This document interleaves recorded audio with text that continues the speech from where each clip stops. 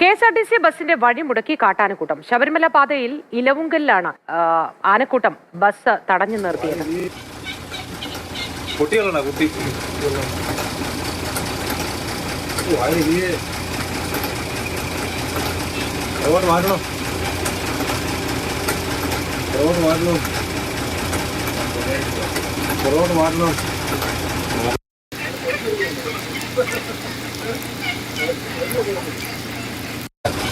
T K Abhilal വിശദാംശങ്ങളുമായി നമുക്കൊപ്പം ചേരുന്നു. Abhilal, good morning.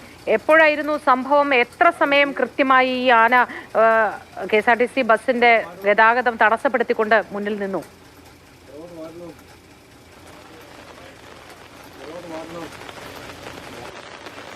മോത്തി, വനമേഖലയിലൂടെയുള്ള പാതയാണ്. അവിടെ കാട്ടാനക്കൂട്ടം വഴിയിലിറങ്ങിയാൽ അതിൽ കാര്യമായ അതിശയോക്തി ഇല്ല എന്നുള്ളതാണ്. പ്രത്യേകിച്ച് ഗവി മേഖലയിലും ശബരിമല പാതയിലും ഒക്കെ തന്നെ സാധാരണ ഇത്തരത്തിലുള്ള സംഭവങ്ങൾ ഉണ്ടാകാറുണ്ട്. ഈ ദൃശ്യങ്ങളിലുള്ള സംഭവം നടന്നത് വ്യാഴാഴ്ച ഉച്ചതിരിഞ്ഞാണ്. പമ്പയിൽ നിന്നും പത്തനംതിട്ടയ്ക്ക് പുറപ്പെട്ട കെ.എസ്.ആർ.ടി.സി ഓർഡിനറി ബസ്സാണ് കാട്ടാനക്കൂട്ടത്തിന് മുന്നിൽ അകപ്പെട്ടത്. നിലയ്ക്കൽ പിന്നിട്ട് ഇലവുങ്കലിലേക്ക് വരുന്ന ഭാഗത്ത് കൊടും വളവിലാണ് 4 ആനകൾ റോഡിൽ നിരന്നതെന്നത്. അതോടുകൂടി കെ.എസ്.ആർ.ടി.സി ബസ് അവിടെ നിർത്തുകയാണ് ഉണ്ടായത്. ഏതാനും സമയം കാത്തുനിന്നിട്ടും കാട്ടാനകൾ റോഡിൽ നിന്നും മാറാൻ തയ്യാറായില്ല. അതിനൊരു പ്രധാനപ്പെട്ട കാരണമായി സംശയിക്കുന്നത് 4 ആനകളിൽ ഒന്ന് തീരെ കുട്ടിയായിരുന്നു. അതുകൊണ്ട് തന്നെ ഇതര ആനകൾ വളരെ ജാഗ്രതയോടുകൂടി തന്നെ സ്ഥലത്ത് നിലയുറപ്പിക്കുകയാണ് ഉണ്ടായത്.